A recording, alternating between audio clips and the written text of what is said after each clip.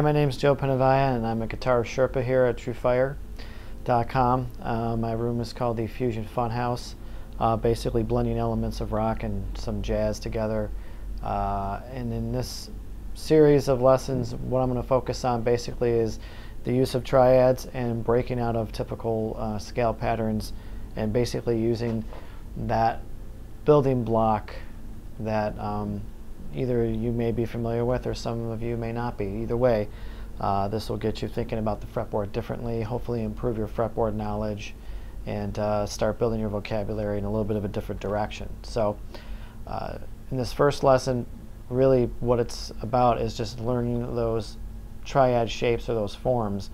Again, some of you may be really familiar with them and some of you may not be, but basically if you look at the PDF file that's attached, these triad shapes are all in the key of C major. And the first shape that we're going to look at is just a C major shape. You know, C, E, and G. And you can play it down here on the 3rd fret, or you can play it up here on the 8th fret. It's good to know them in as many different positions as possible. So this form,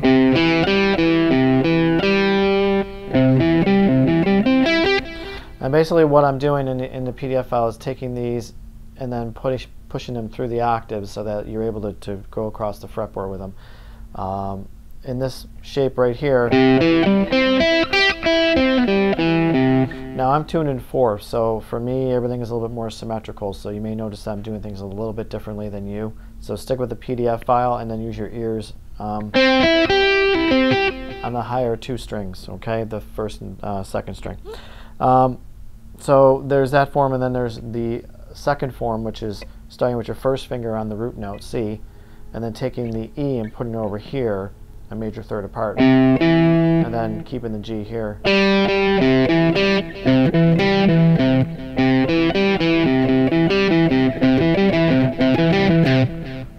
So that's one, that's the major shape, and then there's the minor shape, which all you have to do is make the 3rd a minor 3rd.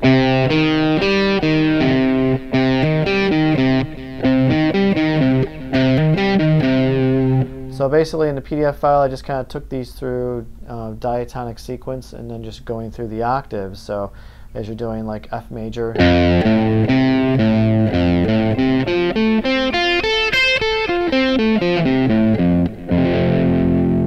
moving on to G major, or then A minor, and then the B minor 7 flat 5,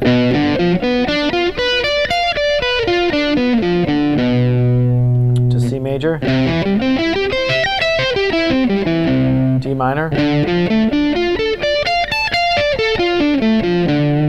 E minor, back to F major,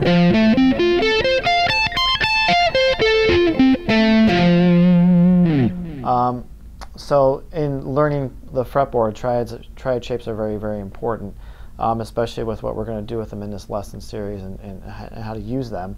So in a way it's kind of more of a conceptual process to try to get these forms in your mind, but it also builds your vocabulary a little bit differently, gets you out of playing things in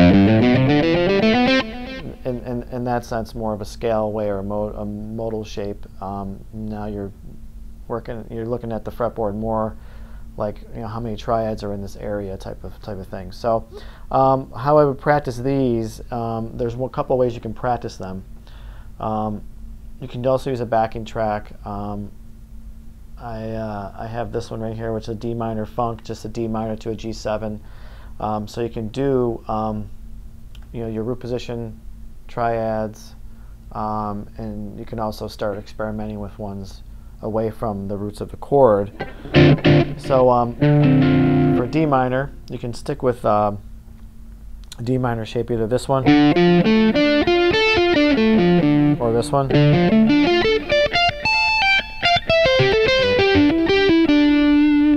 So I'll just give you an example of what that is.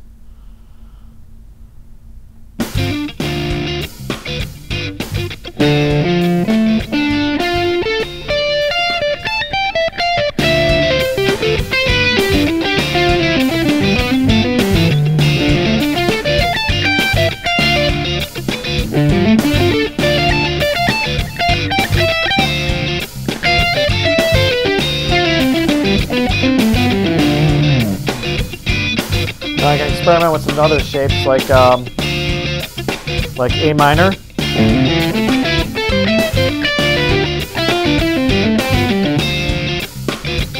And basically what I'm doing is I'm just kind of, I'm going through the triad shapes and then mixing in my modes as well, coming back down. So it's kind of like a force of habit for me to do that. But literally, you could go through just all the root positions over a backing track if you want to, and just to hear what they sound like.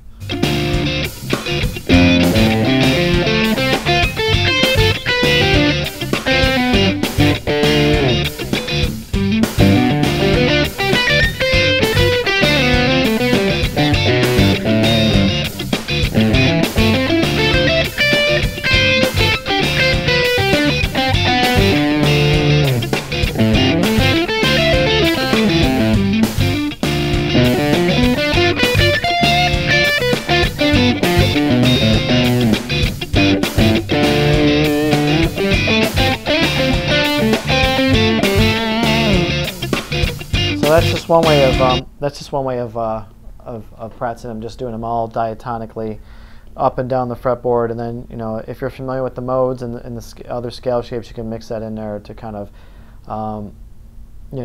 taper off your line and kind of resolve it. Really, I like this type of concept because it gives you a springboard for doing different harmonic ideas instead of always starting on a certain modal shape and kind of going up diatonically. It kind of helps you get across the fretboard in a hurry. So it's been one thing that I'd rather go to the woodshed with is triads as opposed to doing modes, because the modal playing thing, it depends on what your style is and what you want to do. I'm looking at building my vocabulary in a different direction, so triads is really what's going to get me there. So that's why I wanted to share this 5-part series with you. So just look at the PDF file, look at those diatonic shapes. There's also the 3-string triad shapes, which you probably know, which are like, if you're in the key of C major, you have C major.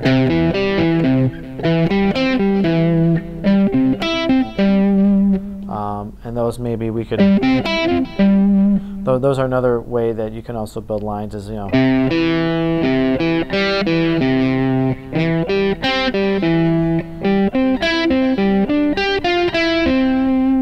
just one way of like I said, getting across the fretboard. So work with those. Next time we're going to talk about various ways you can use these different forms in building lines and experimenting a little bit. So until next time, stay true, stay on fire.